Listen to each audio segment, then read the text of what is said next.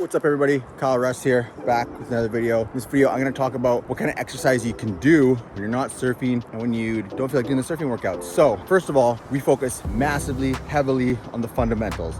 The things that get the biggest result in the smallest amount of time. Paddle training, breath training, surfing movement patterns. There's a problem with that though if you don't know what to do, because first of all, it becomes very repetitive, but also if you're just doing surf training and then you're just doing surfing, they're the exact same thing. So you're burning the same muscles, same movement patterns, your body adapts and slows down. So what we do, something called passive rest. Passive rest is exercising, but resting your surf muscles and doing an opposite movement pattern. Great examples of that are simple walking, running, yoga, biking. And what it does is it keeps your body still moving, but again, you're resting your surf muscles so they recover better. Pumping nutrients, heart's still going, you're still active. So it's been called active recovery, but passive rest is the term that I use. And it becomes super, super powerful. So a proper way to use this is this. I teach my members how to read their own energy levels day to day with the traffic light system. Green, yellow, and red. Green means you're full of energy. You absolutely know for sure that you're ready to do a surfing workout. Red, you're stiff, you're sore, low energy, you don't feel like doing it. Yellow is kind of in the middle.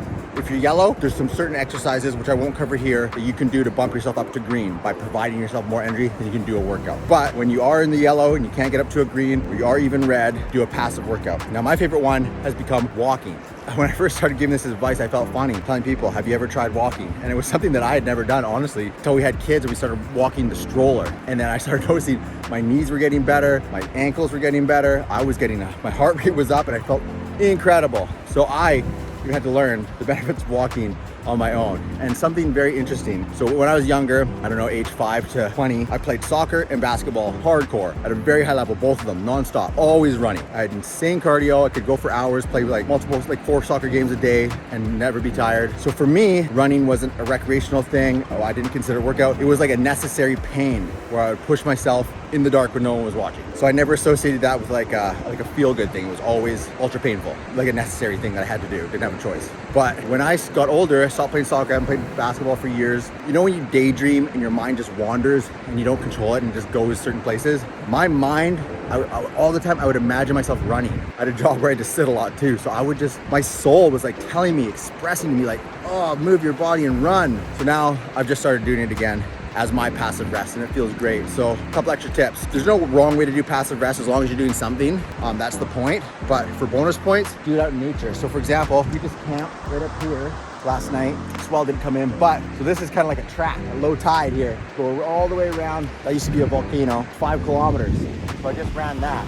Feel absolutely incredible, perfect passive rest. The swell didn't fill in yet, it's coming up. So this weekend, tomorrow, the next day is supposed to be better. So this is a passive rest day leading up to a swell. That's the next lesson. So when a swell is coming, you don't want to be doing your surfing workouts every single day. You don't want to be doing hardcore paddle training because you're going to be doing that when the swell arrives. So you start to taper off as the swell comes in. Passive rest, this is perfect. Swell's going to rise, so are my energy levels. So I'm going to be peaking the same time the swell is peaking. So to do it properly, you always show up at the beach with the highest energy levels possible. And that's the point of passive rest. Syncing your training with the ocean. As a waterman, as a surfer, the connectedness to the ocean, to the tides, to the swells is paramount. So when you balance your life with it, you get this interconnectedness. Even days you're not surfing, you're still mindful of what the ocean's doing and planning your lifestyle based on it. It's very spiritual. It keeps your mind on surfing even though you're not surfing, because you're growing and all that stuff. So it's really, really great. So my recommendations are to you on days that you can't surf, days that you don't feel like doing a surf workout or your muscles are burnt, passive rest. Best way to do it is out in nature. Oh, what other better place to do it than at the beach? Walk on the beach. For bonus points, barefoot as well. Build your foot strength, get your connectedness. There's electricity flowing to the earth through your body, but get your bare skin on it and it connects you even further. So that's my recommendations to you. If you want to be an ultimate waterman, surf the best swells, stay connected to the ocean, stay healthy, connect yourself to the rhythms of the ocean with your exercise and with your lifestyle. It's very easy to do. And it's all based on you, your energy levels, and the ocean. When you do it properly, when those great swells come in, you're gonna have matched that energy.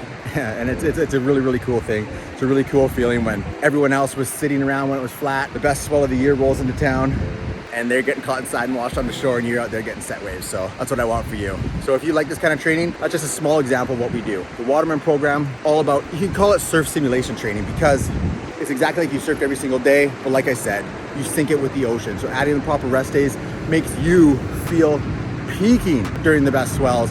And then when there's like medium, like knee to head high swells, you're absolutely thriving. Oh, here comes the seaplane. One sec here. So, woo.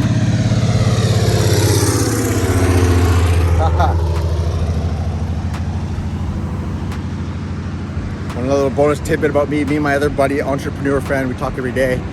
He's been pushing me to get my pilot license because he wants to do it together. So I think we're about to start doing that too. So maybe you'll see me flying a plane soon. What I was saying was, if you want this kind of training done for you at home, every single workout, everything I've talked about, all the workouts, the rest, the syncing training we've polished over 10 years, done for you, there's a link in the description. I made that video for you so you can see our process, exactly what we do step by step. At the end of the video, I'll explain how you can get involved with it if you choose to do so. That's all I got. My name is Kyle Russ. This is Hydro Mind. Thanks a lot for watching.